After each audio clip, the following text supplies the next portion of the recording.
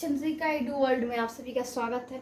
जैसा कि हम लोग कंटिन्यू क्लास कर रहे हैं, तो आज हम छोटा सा टॉपिक लाए हैं आपके बीच में, जिसका नाम है कोशिका यानी कि सेल, जो कि बायो की है। और बायो में हम लोग पढ़ते हैं बायोलॉजी, और ये बहुत इम्पोर्टेंट है। हम लोगों का जो एग्ज़ाम होने वाला है, कोई भी कॉम्पिटिटिव एग्ज़ाम हो, या बीपीएससी का हो, दरोगा का हो, पुलिस का हो, रेलवे एसएससी, किसी का भी, तो बहुत ज़्यादा इम्पोर्टेंट है। तो देखो हम लोग, सेल क्या होता है, what is the meaning of cell, cell क्या, व्हाट इज सेल।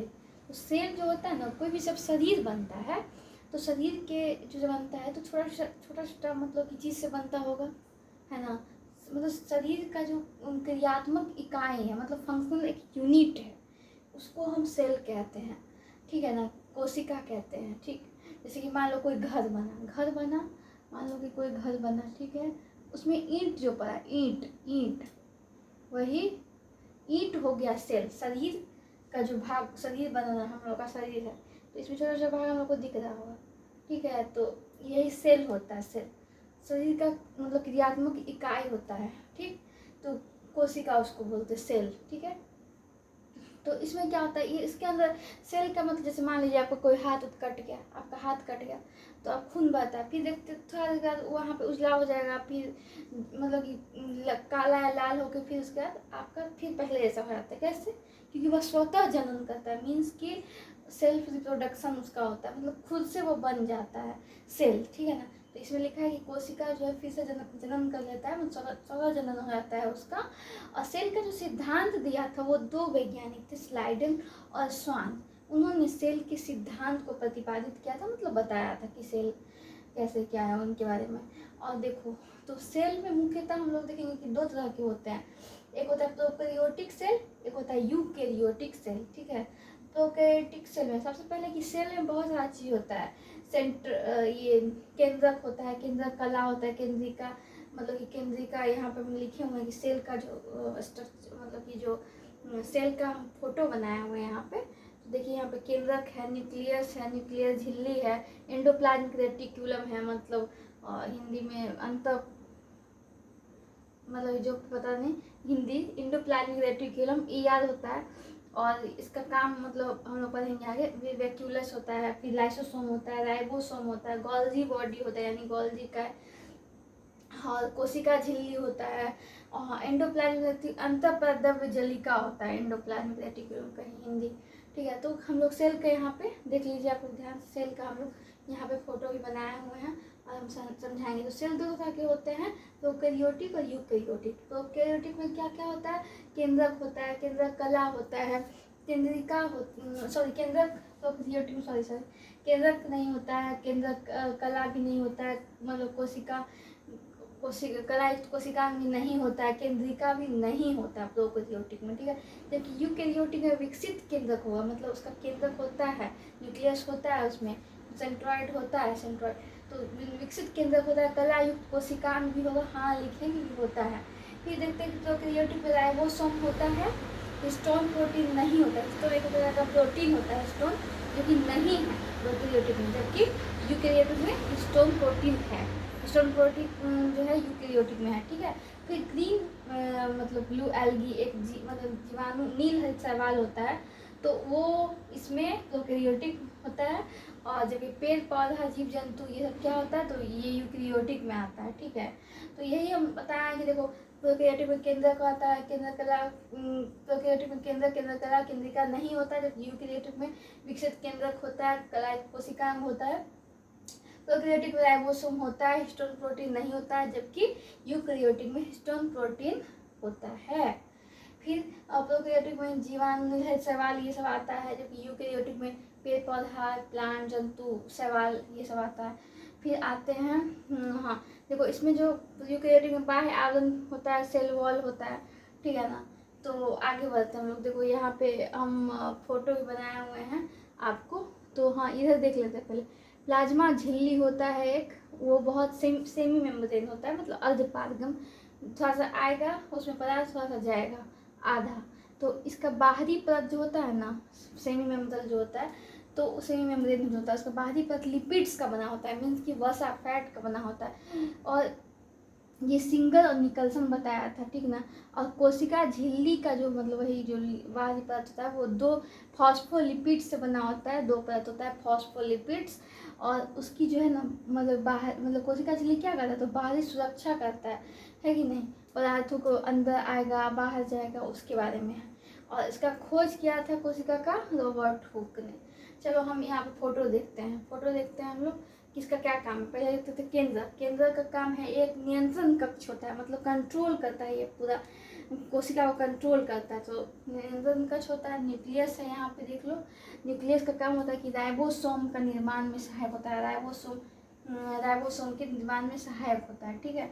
और देखो न्यूक्लियस झिल्ली एक होता है, उसके देखो एंडोप्लाज्मिक रेटिकुलम यानी अंतःपदजलिका। हाँ, प्रोटीन का परिवहन, प्रोटीन को जैसे कोशिका के अंदर प्रोटीन आएगा नहीं आएगा, जाएगा, निर्माण होगा नहीं होगा, हाँ, तो ये तो ये कौन बता रहे हो, एंडोप्लाज्मिक रेटिकुलम। मान लो कि आपकी शादी हो गई, फिर आप ससुराल में आएंगे जाएंगे नहीं आएंगे, तो आपकी मम्मी बताएगी आपको, तो मम्मी बताएगी आपको, आपकी मम्मी बताएगी। तो मान के चलो कि एंडोप्लाज्मिक रेटिकुलम आपकी माँ है, तो वो बताएगी कि प्रोटीन परिवहन निर्माण होगा कि नहीं होगा, मतलब आपकी वाइफ ससुराल अपने मायके जाएंगी कि नहीं जाएंगी, इसे ही सोच सकते हैं आप। मैंने अलग बोला था अभी, लेकिन फिर बोल रही कि एंडोप्लाज्मिक रेटिकुलम मान के चलो आपकी मम्मी है और आपकी पत्नी आपके मायके मतलब आपके ससुराल यानी उनके मायके जाएंगी कि नहीं, तो इसके बारे में कौन बताएगा, तो एंडोप्लाज्मिक रेटिकुलम यानी कि आपकी मम्मी।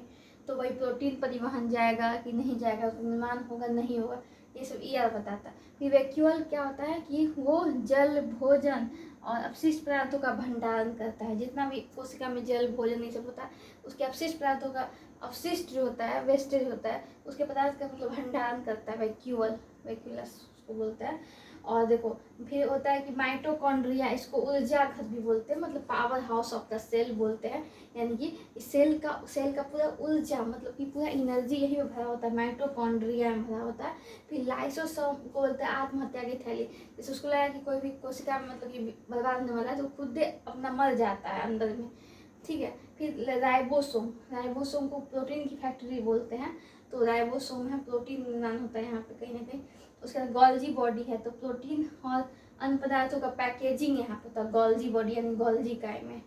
तो आई होप आप सभी को समझ में आया होगा। मैं एक बार फिर से समझा देती हूँ। देखो सेल क्या होता है, सेल किसी भी शरीर की रचनात्मक इकाई होती है, मतलब कोई भी बॉडी बनता है, कोई शरीर बनता है, उसके छोटा छोटा कार्यात्मक इकाई को सेल कहते हैं। जैसे कि मान लो एक घर है, घर में ईंट होगा तो ईंट उस घर का सेल हो गया, यानी जैसे मेरा शरीर है, शरीर में मेरा कोशिका से हमारा शरीर बना हुआ है, तो उसी प्रकार जैसे कि ईंट से किसी घर का निर्माण होता है, तो आपको ध्यान में रखना है, ठीक है। फिर कोशिका सेल का सिद्धांत दिया, स्लाइडर स्वान दिया था, ये स्वतः जनन करता है, सेल्फ रिप्रोडक्शन होता है इसका। फिर उसके बाद मतलब कि नष्ट हो गया, फिर अपने आप बन गया, फिर अपने आप। 2 प्रकार के सेल होते हैं, प्रोकैरियोटिक और यूकैरियोटिक। प्रोकैरियोटिक में केंद्र कला केंद्रिका नहीं होता है, जबकि यूकैरियोटिक में विकसित केंद्र कला युक्त कोशिकांग ये सब होता है। फिर प्रोकैरियोटिक में राइबोसोम होता है, हिस्टोन प्रोटीन नहीं होता है, जबकि यूकैरियोटिक में हिस्टोन प्रोटीन होता है। फिर प्रोकैरियोटिक देखते हैं कि जीवाणु, नीलहरित शैवाल ये सब आता है इसके अंदर। और यूकैरियोटिक के पेड़ पौधे प्लांट आते हैं। और उसके बाद हमने देखा कि प्लाज्मा झिल्ली जो सेमी मेम्ब्रेन होता है, इसकी बाहरी परतें जो होती है मतलब कि आउटर लेयर जो होती है वो लिपिड्स की बनी होती है, लिपिड्स मतलब फैट की बनी होती है। और निकोल्सन ने इसको बताया था। और कोशिका झिल्ली जो होता है फास्फोलिपिड्स के 2 परतों से बनी होती है। और इसकी बाहरी सुरक्षा करता है, मतलब समझो ना कि हम लोग जैसे कोई मोटा है तो मोटा आदमी है तो उसका जैसे फैट होता है, कहीं ना कहीं उसको मारिएगा तो उसको कम चोट लगता है क्योंकि उसका फैट जो होता है ना उसका रक्षा करता है। ऐसे ही मतलब देखो यहाँ फास्फोलिपिड्स फैट, एक तरह से लिपिड्स क्या हुआ फैट हुआ, तो लेयर वाइज होता है, तो कोशिका की रक्षा करता है, कहीं ना कहीं बाहरी सुरक्षा करता है पदार्थों के अंदर बाहर जाने में। इसका खोज किया था रॉबर्ट हुक किया था खोज का खोज। यहाँ पर हम लोगों ने फोटो देखा कि यहाँ पे केंद्रक है, मतलब नियंत्रण कक्ष है, सेल के किसी भी चीज़ का संचालन होगा, नियंत्रण कंट्रोल करेगा तो केंद्रक हो गया। न्यूक्लियस है, यहाँ पे राइबोसोम का निर्माण होने में सहायता करता है न्यूक्लियस, उसके न्यूक्लियस झिल्ली है।